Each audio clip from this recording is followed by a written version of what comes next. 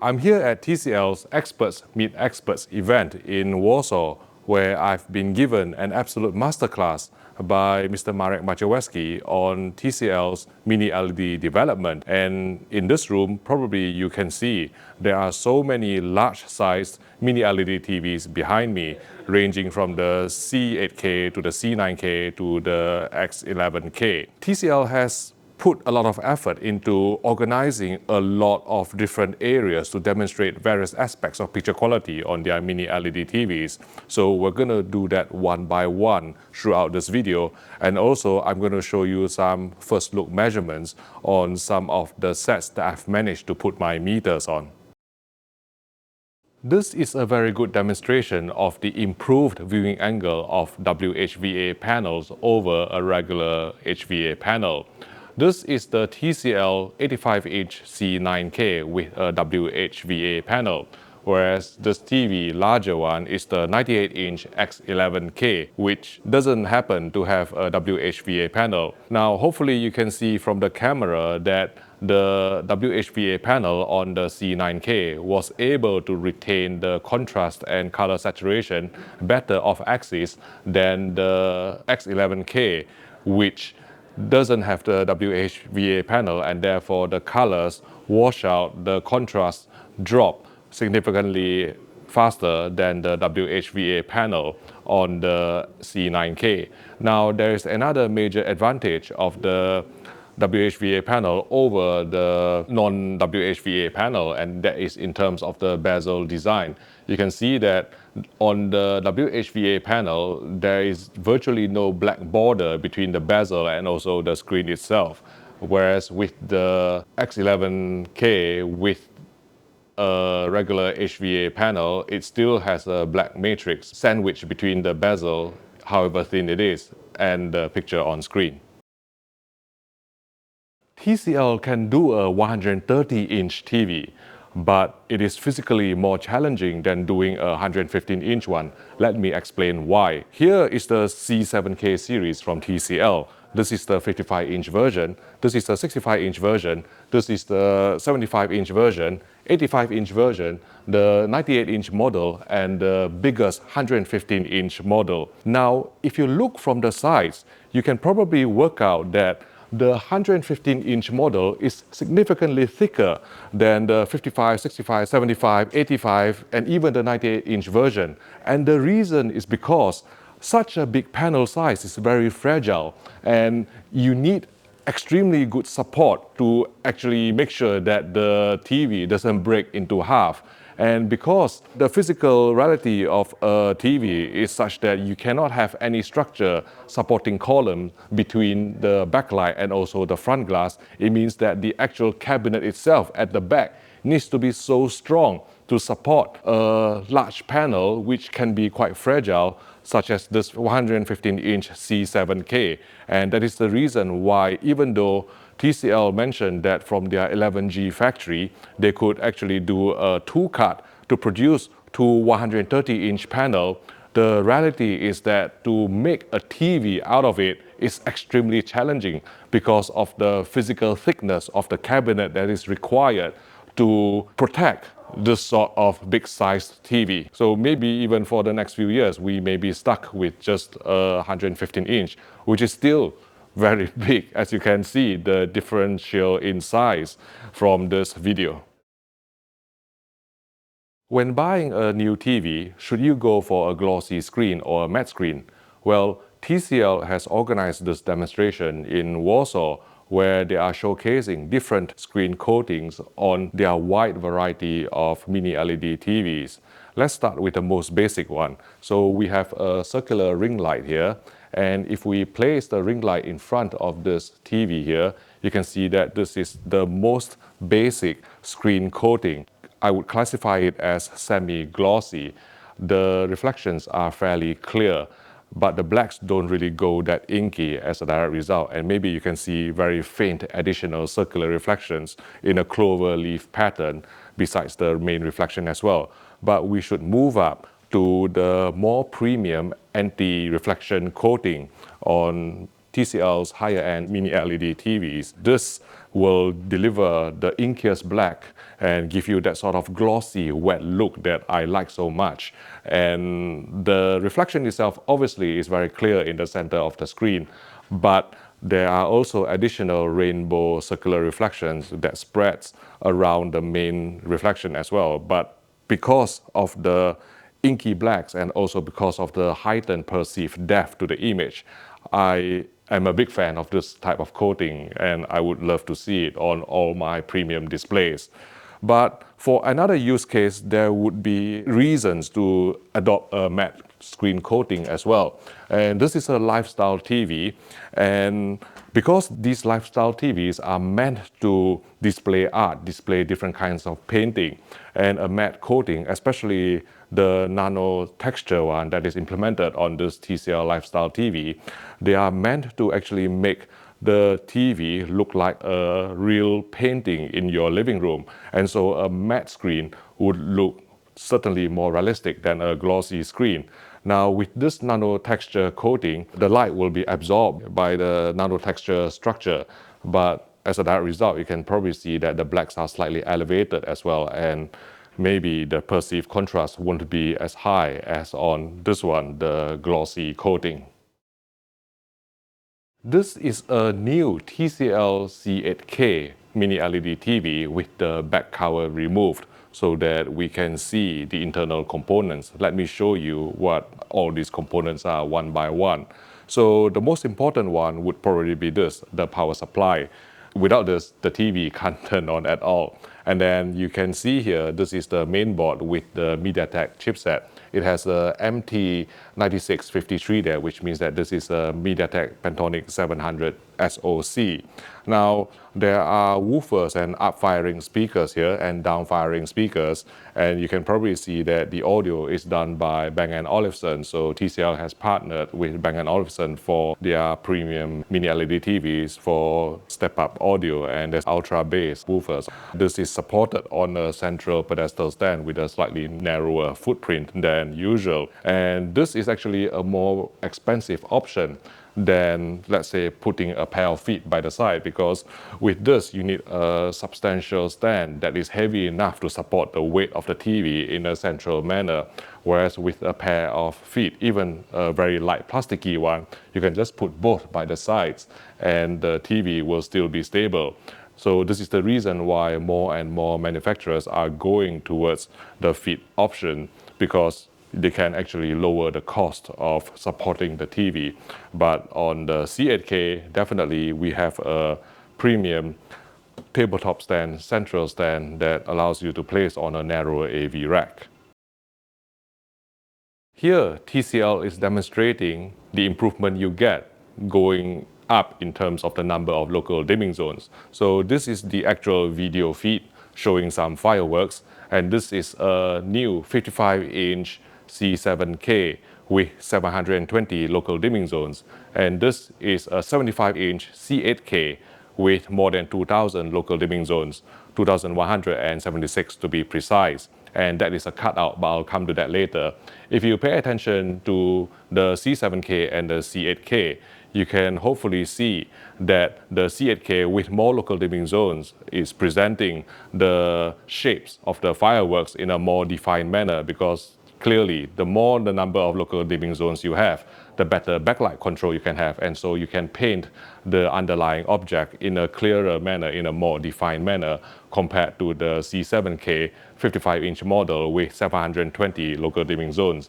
But let us move to this cutout here, which is very interesting. And I'm going to hopefully try and wait for an opportune moment to pause the feed so that I can actually demonstrate to you what these layers are in terms of trying to get the blue light from the blue LEDs to the screen to make up an actual picture like that. So this is a Jetty 1511 spectral radiometer, high res, and just look at the size of this thing. You can hopefully work out that there are two layers here. This is a light diffusion layer. This is clearly the blue LED backlight. and this is a quantum dot enhancement film. Now the right side of the screen is blank and it's meant to actually show a picture, but I think someone damaged the TV upon transit and therefore it is not showing any picture at all. But still, we can use this left side working portion to demonstrate how a mini LED works in terms of generating colors from the quantum dot technology. And the first layer is a quantum dot infused light diffusion layer. So if we measure using the Jetty 1511 high res, you can see that the blue waveform is higher than the red and green, significantly higher.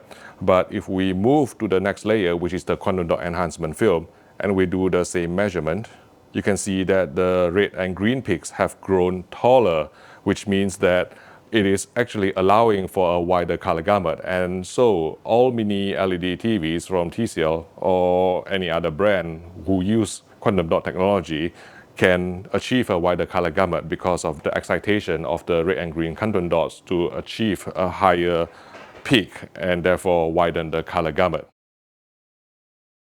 This is a very cool demonstration by TCL about how some Netflix shows are graded so conservatively. They have designed a live video analyzer that can tell you the luminance and also the color gamut of the content that is displayed on screen. So if I play Season 1, Episode 1 of The Crown, start from the beginning, and we will show you the peak brightness level and also the color gamut that this TV show, very popular on Netflix, has been graded to. You can see that the Netflix original series is running at probably around, we have to wait for the UI to disappear. So currently, the Buckingham Palace is running at around 200 nits, but otherwise, the frame average luminance level is just slightly above 1 nit, even though there are some bright lights on the screen, and even the lights don't even exceed 100 nits. And this scene here looks fairly okay, but again, it's still under, say, even 30 nits or 50 nits. And the frame average level, right, we have some bright windows there, that is still graded to only 100 nits, which is basically the peak white target for SDR. Certainly, it doesn't give you that sort of HDR impact that many of you are looking for. And if you pay attention to the color gamut, the majority of it is within Rec 709. Obviously, this is a period drama. It is very conservatively graded. But still, I think what TCL is trying to say is that a lot of the Netflix shows are graded so conservatively that it doesn't actually showcase the power and the peak brightness capabilities and the white color gamut capabilities of their TCL Mini LED TV. This is not to say that all Netflix shows are graded so conservatively. TCL also showed us in this brighter scene, you can see that some brighter elements go all the way up to 1000 nits, and the frame average luminance level, or FALL, is somewhere close to 100 nits, which will give you that sort of impact that some of you will be looking for from a nice piece of aggressively graded HDR content. And I certainly hope that more shows will be graded in a more beautiful manner, less conservative manner, so that we can take advantage of the luminance and also white color gamut capabilities of these new TVs, including the TCL 2025 series. At the station, TCL is demonstrating how much improvement you get going from a full array local dimming LED LCD TV back in 2016 all the way almost 10 years later to a brand new 2025 Mini LED TV. Now, these are all 65-inch models, and this is the TCL X1 from 2016. It has 288 local dimming zones.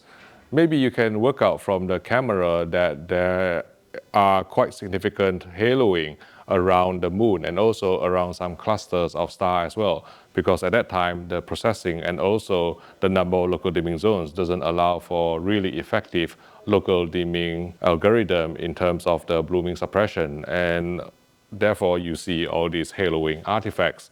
Next, we move on to the X11K, which is a Mini LED TV from 2019. This has 768 local dimming zones from more than 15,000 mini LEDs. And you can clearly see that the blooming is better suppressed without any obvious haloing around stars and maybe just some around the moon.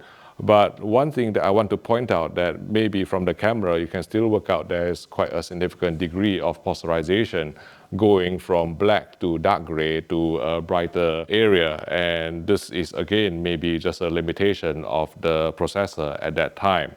We move next to a 2021 model. This is the TCL C825. This has 160 local dimming zones. Because the local dimming zones are less, you can maybe work out that the moon has to be dimmed down to keep blooming at bay, to minimize the amount of blooming or halation artifacts. Certainly, if you compare side by side between the C825 with 160 zones versus the X11K with 768 zones, the moon certainly looks brighter on the X11K, giving it more HDR impact, whereas this is more dilute in terms of the HDR impact. And maybe you can work out as well that the stars are dimmer and less visible on the C825. Again, this is a limitation in terms of the number of local dimming zones. Last but not least, let's move on to the newest and greatest 8 series Mini LED model from TCL.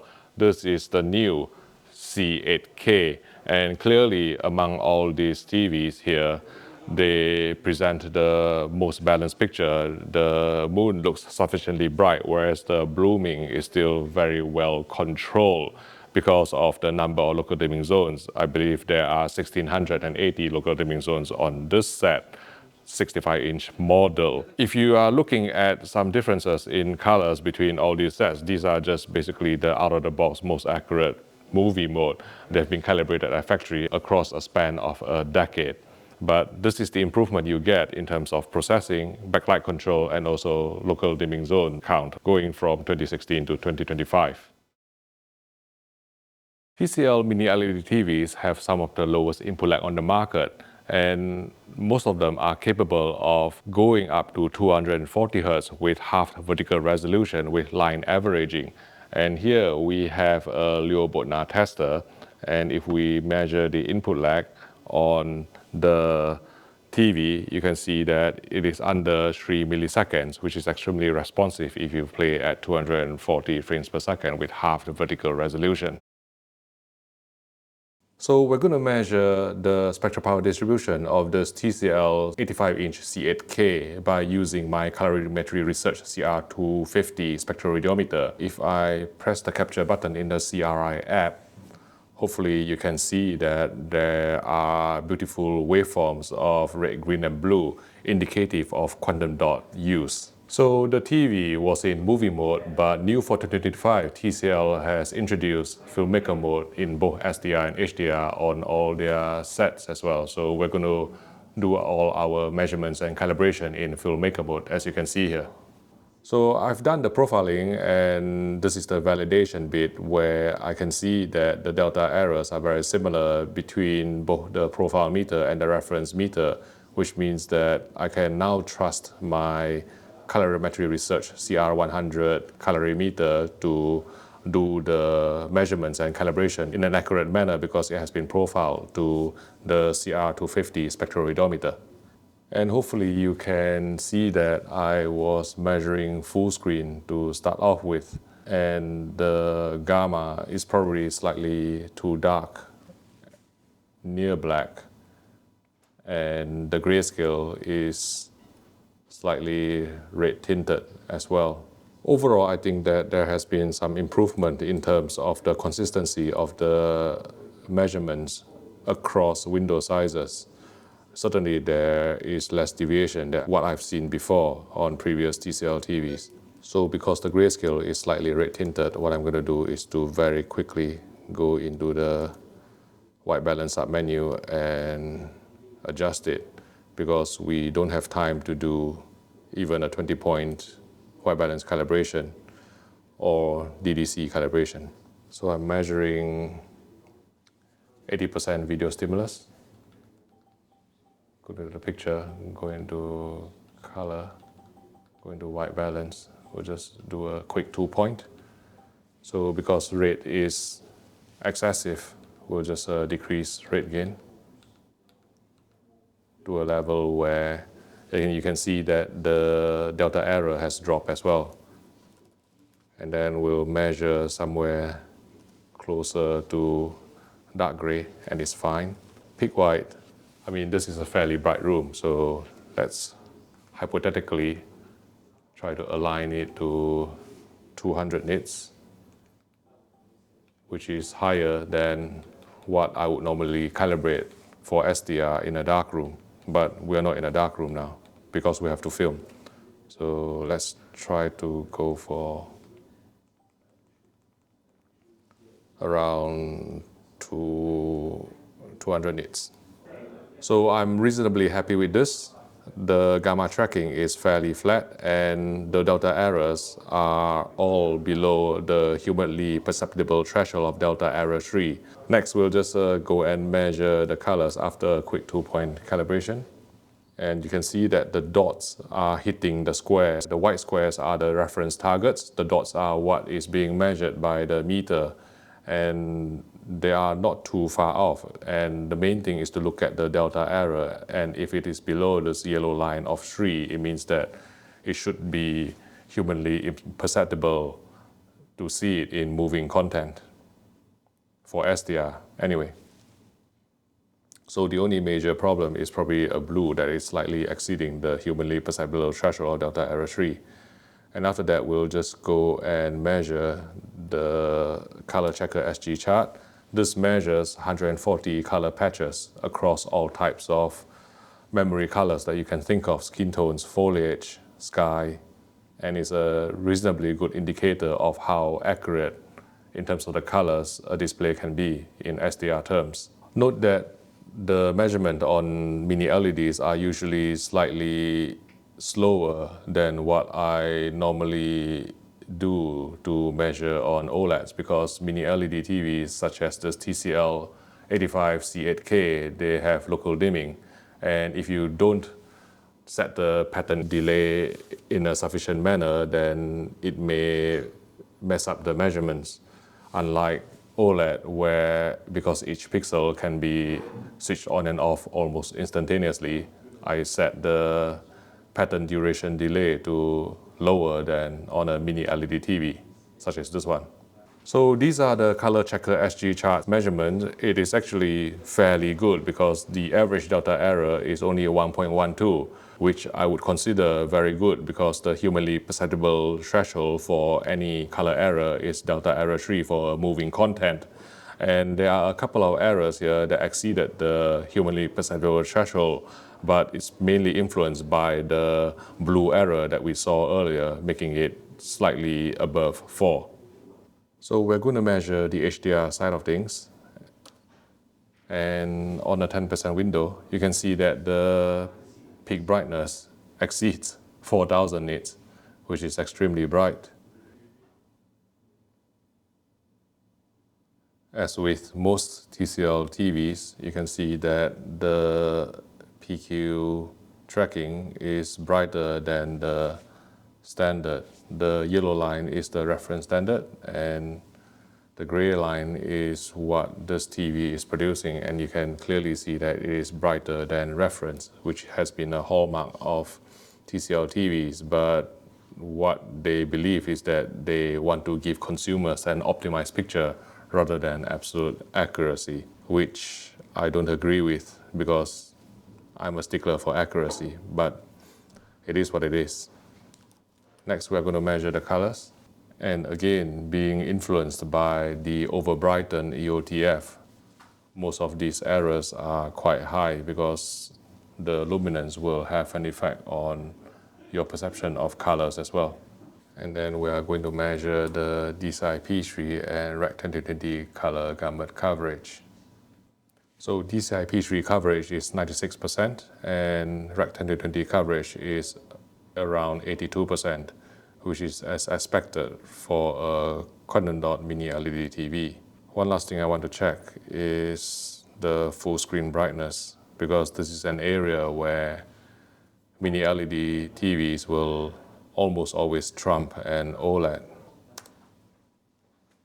and the full screen brightness is above 850 nits. So no OLED can come close to this. As you can see, I am ready to leave for the airport to catch my flight.